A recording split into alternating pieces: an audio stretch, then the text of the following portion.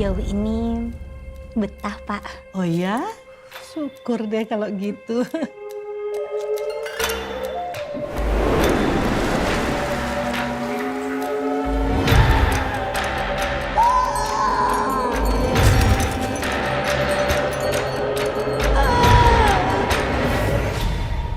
Yang panjang, ayo sedikit lagi. Kita bisa saling bantu. Bantu gimana, Pak?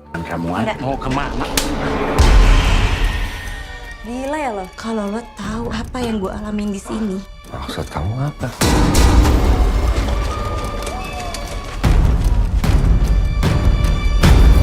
Cari tahu aja sendiri, kan lo pintar. Kerto, Ewa Ono. Kowe kudu bersyukur ibu bapakmu sayang karo kowe.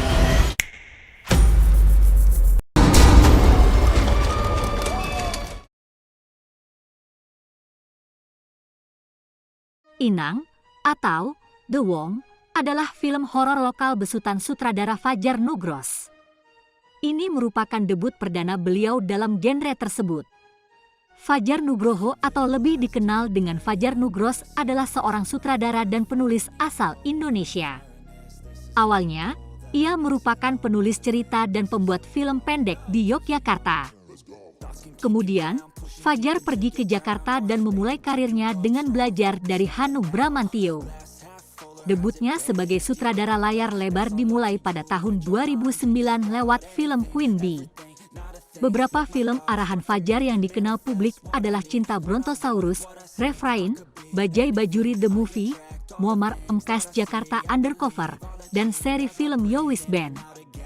Sebelum rilis di jaringan bioskop Indonesia, film ini sempat tayang di ajang Festival Film Fantasi Internasional Bucheon pada tanggal 7 Juli 2022 lalu.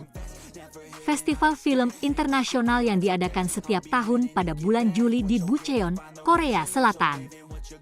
Sebelum 2015, acara tersebut dikenal sebagai Festival Film Fantasi Internasional Bucheon atau PIFAN. Film ini dirilis pada 13 Oktober 2022 dengan durasi 1 jam 56 menit dan disutradai Fajar Nugros, produser Susanti Dewi, penulis naskah Deo Mahameru. Film ini sendiri diproduksi oleh Haidian Pictures. Para pemain di film ini sendiri adalah Naysila Mirdad, Rukman Rosadi, Lydia Kandou, Dimas Anggara, Rania Putrisari, Totos Rasiti, Ruth Marini, Prit Timothy, Nungki Kusumastuti, Yusuf Oskan, Muzaki Ramdan, Emil Kusumo.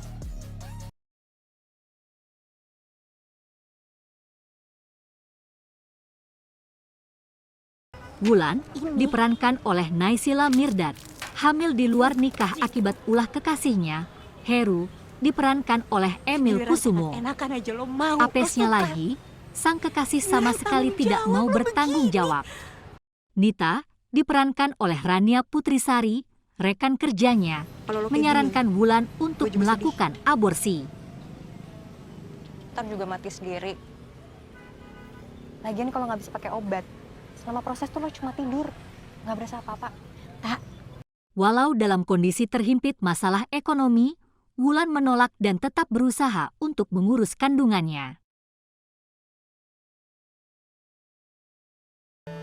Di tengah upayanya, Wulan dihubungi oleh sebuah kelompok dukungan terhadap ibu hamil dan mendapat tawaran untuk menyerahkan bayinya nanti untuk diadopsi oleh orang tua asuh. Tidak ada pilihan lain, Wulan menerimanya. Jasa konseling kita bersifat gratis.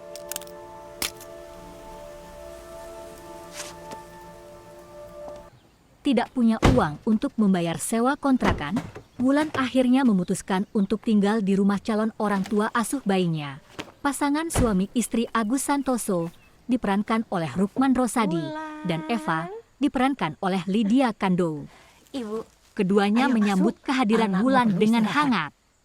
Wulan pun cukup senang karena kini tidak perlu lagi tinggal di kamar kecil yang kumuh. Apalagi baik Agus maupun Eva sama-sama bersikap penuh perhatian pada Wulan. Eva dan Agus memperkenalkan seorang pria bernama Ki Ageng, diperankan oleh Prit Timothy pada Wulan. Setelah memeriksa kondisi kandungan Wulan, Ki Ageng tiba-tiba merapal mantra dan memberitahukan sesuatu pada Eva dan Agus. Keduanya tampak senang mendengarnya.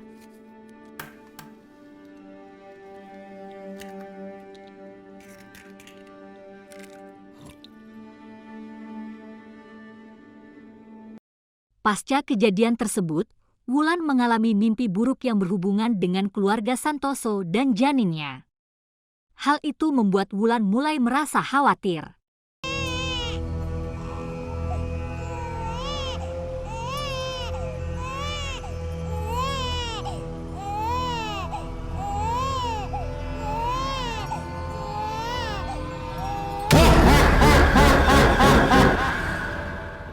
Ia pun diam-diam menghubungi Nita dan memintanya untuk datang menjemput. Seorang pengemudi ojol mengirimkan seporsi sate ayam pada Nita yang saat itu tengah bersama Hardiman, diperankan oleh Totos Rasiti, bos sekaligus kekasih gelapnya.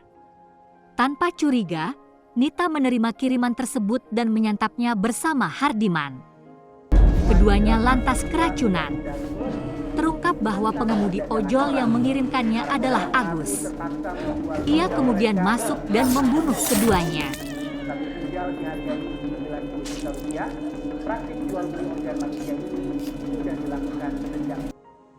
Putra Agus dan Eva, Bergas, diperankan oleh Dimas Anggara, pulang ke rumah. Ia mengaku sudah keluar dari pekerjaannya. Saat Wulan mencuri uang di kamar tidur Agus dan Eva untuk biaya taksi, Bergas memergokinya. Wulan pun akhirnya mengungkapkan kecurigaannya pada orang tua Bergas. Bergas yang awalnya ragu jadi ingat dengan beberapa kejadian di masa lalunya yang aneh.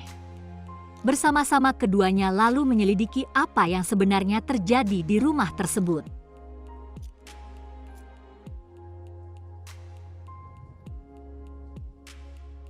Paruh pertama, Inang, yang berjalan lambat dibayar lunas dengan ketegangan di paruh berikutnya. Kemunculan karakter Bergas seolah menjadi pemicunya. Jawaban dari misteri memang bisa diraba-raba. Mengingat sudah ada petunjuk di menit pertama. Beruntung eksekusinya matang dan nyaris tanpa celah. Twist di penghujung terus terang tidak saya prediksi. Mengejutkan dan bikin saya sangat berharap ada sequel dengan mempertahankan keberadaan karakter Wulan. Yang jelas, bagi yang tidak suka atau tidak terbiasa menonton horor dengan alur slow burn, cobalah untuk tetap bertahan hingga akhir.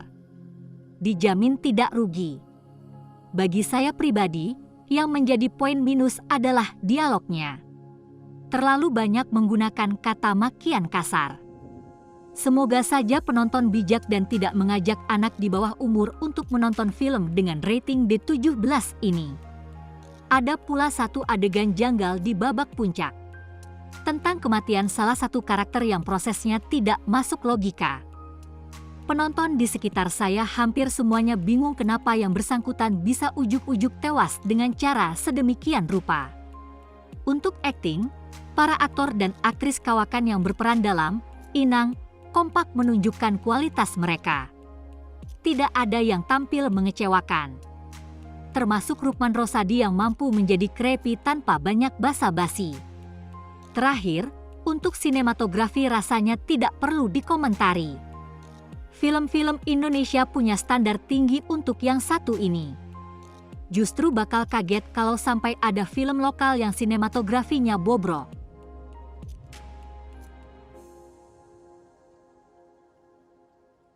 Cerita horor berkelas dan menegangkan yang dibangun dengan lambat. Berpotensi untuk menghadirkan kebosanan bagi yang tidak sabaran. Tetapi hal itu akan terbayar lunas ketika tensi tinggi yang ada di babak akhir sukses memicu senyum puas.